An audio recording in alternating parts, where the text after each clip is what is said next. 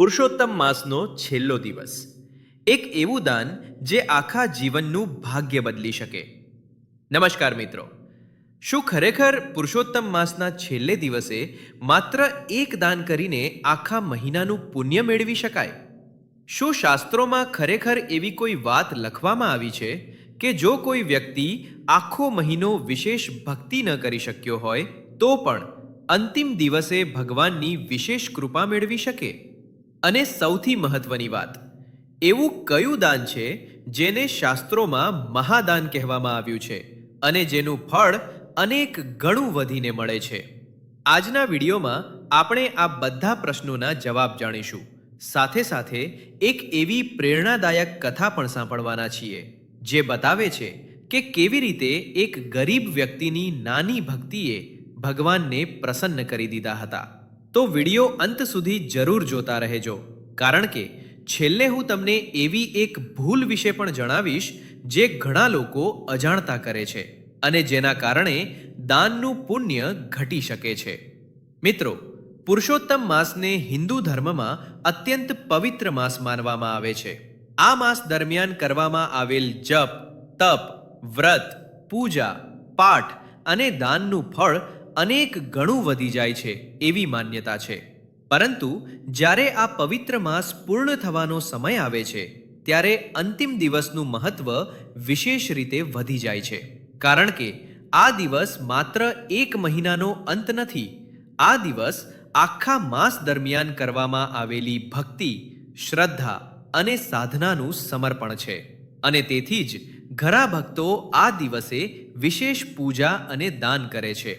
પરંતુ હવે પ્રશ્ન એ છે કે અંતિમ દિવસે સૌથી શુભ દાન કયું માનવામાં આવે છે? ચાલો 5 સૌથી મહત્વપૂર્ણ દાન વિશે જાણીએ. નંબર 5, જલદાન. શાસ્ત્રોમાં પાણીને જીવનનો આધાર કહેવામાં આવ્યું છે. તરસ્યા વ્યક્તિને પાણી આપવું મહાપુણ્યનું કાર્ય માનવામાં આવે છે. જો તમારી ક્ષમતા હોય તો જરૂરિયાતમંદ લોકોને પાણીની બોટલોનું વિતરણ કરી શકો છો અથવા જાહેર સ્થળે પાણીની વ્યવસ્થા કરી શકો છો. આ કાર્ય માનવ સેવાના શ્રેષ્ઠ સ્વરૂપોમાંનું એક માનવામાં આવે છે.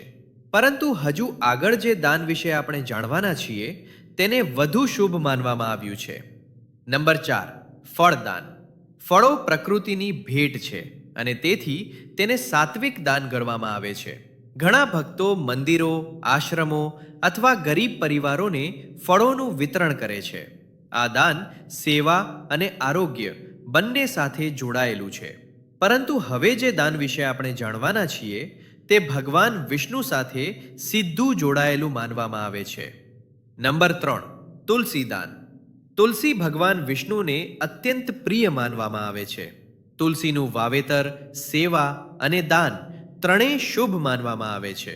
એવી માન્યતા છે કે જ્યાં તુલસીનું સ્થાન હોય છે ત્યાં પવિત્રતા અને સકારાત્મકતા વધે છે. ઘણા ભક્તો પુરુષોત્તમ માસના અંતિમ દિવસે તુલસીનો છોડ દાન કરે છે. પરંતુ હજુ 2 એવા દાન બાકી છે જેને શાસ્ત્રોમાં વિશેષ સ્થાન આપવામાં આવ્યું છે. નંબર 2, વસ્ત્રદાન. આપણા સમાજમાં ઘણા લોકો એવા છે જેમને યોગ્ય કપડાં પણ ઉપલબ્ધ નથી. વૃદ્ધો, ગરીબ પરિવારો અને નિરાધાર લોકોને વસ્ત્રોનું દાન કરવું ખૂબ શુભ માનવામાં આવે છે. પરંતુ મિત્રો, આ બધા દાનોમાં પણ એક દાન એવું છે જેને મહાદાન કહેવામાં આવ્યું છે અને તે છે નંબર 1, અન્નદાન. શાસ્ત્રોમાં અન્નદાનને સર્વશ્રેષ્ઠ દાન ગણવામાં આવ્યું છે, કારણ કે ભૂખ એવી જરૂરિયાત છે જે દરેક જીવને હોય છે. જ્યારે કોઈ ભૂખ્યા વ્યક્તિને ભોજન મળે છે ત્યારે તેના હૃદયમાંથી નીકળતી શુભકામનાઓ દાન કરનારના જીવનમાં સુખ અને શાંતિનું કારણ બને છે એવી માન્યતા છે. જો તમારી ક્ષમતા હોય તો ગરીબોને ભોજન કરાવો, અને જો વધારે શક્ય ન હોય તો માત્ર એક વ્યક્તિને પણ ભોજન કરાવશો તો પણ તે પુણ્યદાયક માનવામાં આવે છે. પરંતુ મિત્રો, હવે હું તમને એક એવી કથા જણાવવા જઈ રહ્યો છું જે આ વાતને વધુ સારી રીતે સમજાવશે.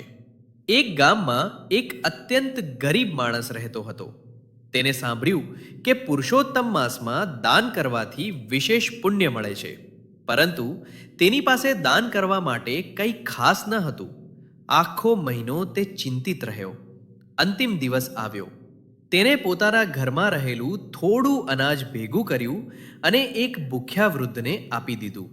તેના મનમાં કોઈ દેખાવો ન હતો, કોઈ પ્રસિદ્ધિ મેળવવાની ઈચ્છા ન હતી. તે માત્ર એટલું જ વિચારતો હતો કે કદાચ આથી કોઈનું ભલું થશે. આ કથા આપણને શીખવે છે કે દાનની મહાનતા તેની માત્રામાં નથી, દાનની મહાનતા તેના પાછળની ભાવનામાં છે. અને આ જ પુરુષોત્તમ માસનો સૌથી મોટો સંદેશ છે. ભગવાન માત્ર કર્મ નથી જોતા, ભગવાન કર્મ પાછળની ભાવના પણ જુએ છે. આ જ કારણ છે કે જો કોઈ વ્યક્તિ આખો મહિનો સંપૂર્ણ નિયમોનું પાલન ન કરી શક્યો હોય તો પણ નિરાશ થવાની જરૂર નથી. અંતિમ દિવસ ભગવાનની કરુણાનું પ્રતીક માનવામાં આવે છે. જો કોઈ વ્યક્તિ સાચા હૃદયથી પ્રાર્થના કરે, પોતાની ભૂલો માટે ક્ષમા માંગે અને ભક્તિપૂર્વક દાન કરે તો ભગવાન તેની ભાવનાને સ્વીકારી શકે છે. પરંતુ અહીં એક વાત ખૂબ મહત્વની છે. આનો અર્થ એવો નથી કે આખો મહિનો ભક્તિ કરવાની જરૂર નથી. આ સંદેશ માત્ર ભગવાનની દયાળુતા દર્શાવે છે. મિત્રો, હવે વાત કરીએ એક એવી ભૂલની જે ઘણા લોકો અજાણતા કરે છે. ઘણા લોકો દાન કરતી વખતે તૂટેલી, બિનઉપયોગી અથવા ખરાબ સ્થિતિમાં રહેલી વસ્તુઓ આપી દે છે. પરંતુ શાસ્ત્રોમાં દાનને સન્માન અને સેવા માનવામાં આવ્યું છે. દાનનો અર્થ માત્ર ઘરની નકામી વસ્તુઓમાંથી છુટકારો મેળવવો નથી. તેથી હંમેશા ઉપયોગી અને સારી વસ્તુઓનું જ દાન કરવું જોઈએ. અને હવે સૌથી મહત્વપૂર્ણ વાત, પુરુષોત્તમ માસનો છેલ્લો દિવસ માત્ર દાનનો દિવસ નથી. આ દિવસ આત્મચિંતનનો દિવસ પણ છે.